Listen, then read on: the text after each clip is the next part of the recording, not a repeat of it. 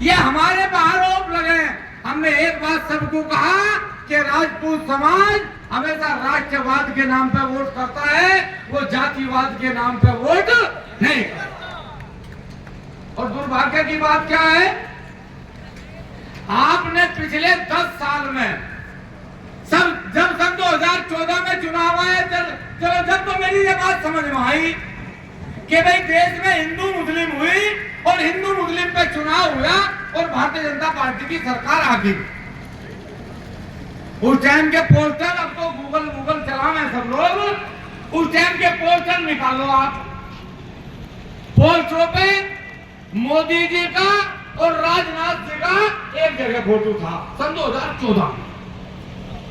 सन 2019 जब तक आया, राजनाथ जी चले गए चौथे नंबर पे। अब राजनाथ जी का फोटो नहीं था, फिर किसका फोटो आया? अमित शाह जी का। अब सन 2024 का चुनाव आया तो कमाल की बात देखो, ना मोदी का, ना उसका अमित शाह का, ना योगी जी का, ना नितिन गडकरी का, केला घड़ा पर था।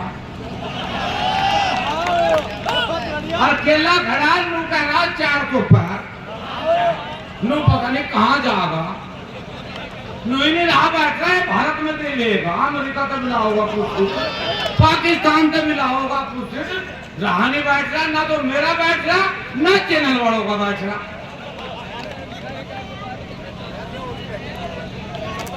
भाई ऐसा भी आदमी हमने देखा। अच्छा, पेपर लीक होता तो मैंने सुना, मतलब पेपर लीक तो इस सरकार में हो जा, पर इस सरकार में वोटर भी लीक हो जाए मोदी जी का।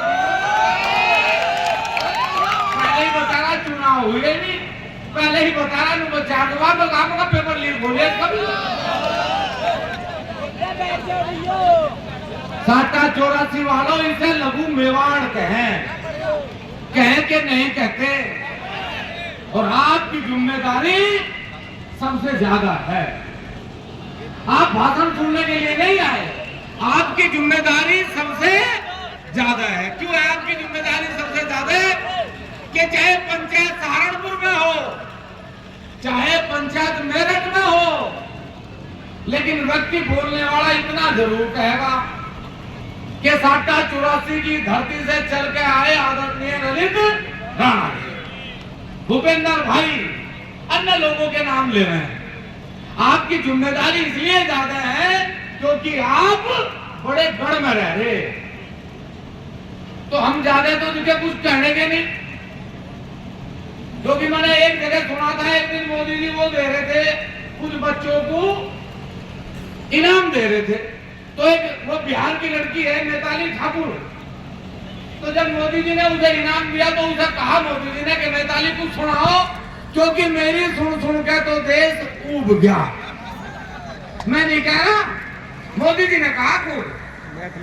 तो जब मोदी जी ने ये बात कही तो सब समझ लो कि मोदी जी इस बात को स्वीकार कर गए कि अब देश मेरी बात को बिल्कुल भी नहीं सुनेगा। तो मेरा निवेदन आपसे है कि आपके बीच में देखो, आज ये मीटिंग है, कल को योगी जी भी आएंगे, कल को है ना उनका प्रोग्राम, और जहां जहां मैं जा रहा हूं वहीं योगी जी जा रहे।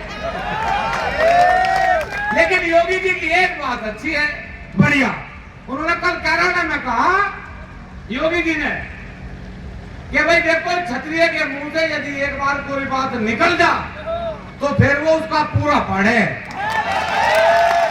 तो योगी जी ने वो दोहराया फिर कि रघुकुल रीत सदा चली आई, प्राण जाए पर।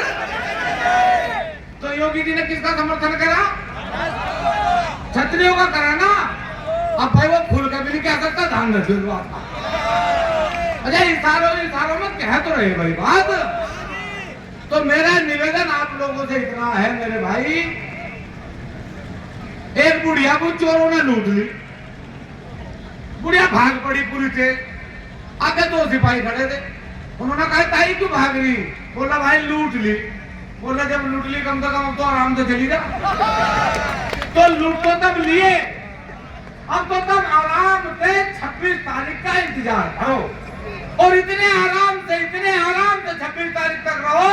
लेकिन 26 तारीख को इतना पोलिंग करो, इतना पोलिंग करो कि आपके महापुरुषों का अपमान करने वाली ये पार्टी, आपकी माता और बहनों को गाली देने वाली ये पार्टी इस बार सत्ता में कहीं दिखाई न दे। क्या आपके रिश्ते अंग्रेजों के साथ रोटी बेटी के रहे?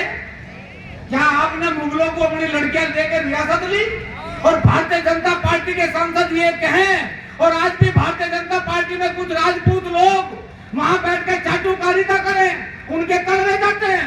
एक बात ध्यान रखना अपने जीवन में, कुछ लोग तलवे चाट के नेता बनते हैं और कुछ लोग तलवे घिसा के नेता बनते हैं। हमने तलवे चाट के राजनीति नहीं करी, हमने तलवे चाट के संगठन नहीं बनाया।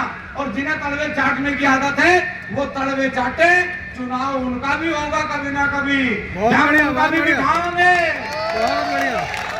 आज हमारे बीच में भाई अनिल खेड़ा जी भारतीय जनता पार्टी को छोड़कर आए, कल इनका भी हम सम्मान करेंगे। लेकिन जो आज भारतीय जनता पार्टी का तलवे चाटने के काम कर रहे, इलाज कल को इनका भी करें। कमाल की बात है इस लोकतंत्र में भाई मजबूत किसे होना चाहिए? आप ईमानदारी से बताना, पार्टी बड़ी है कि समाज बड़ा? नेता बड़े के महापुरुष बड़ा? और महापुरुषों को गाली दे तो समाज को निर्णय लेना चाहिए कि नहीं लेना चाहिए? इसलिए निर्णय लेने का अब समय है।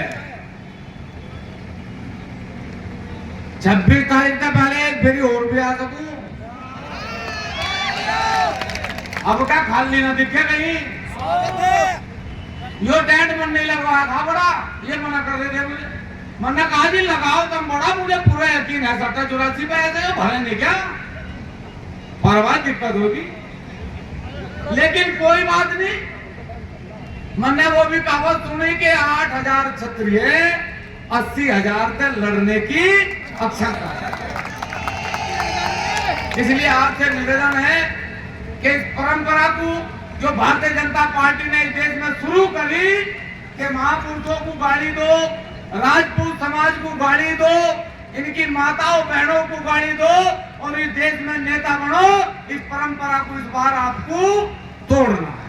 अंतिम आप सब लोगों से वही आग्रह, वही निर्णय।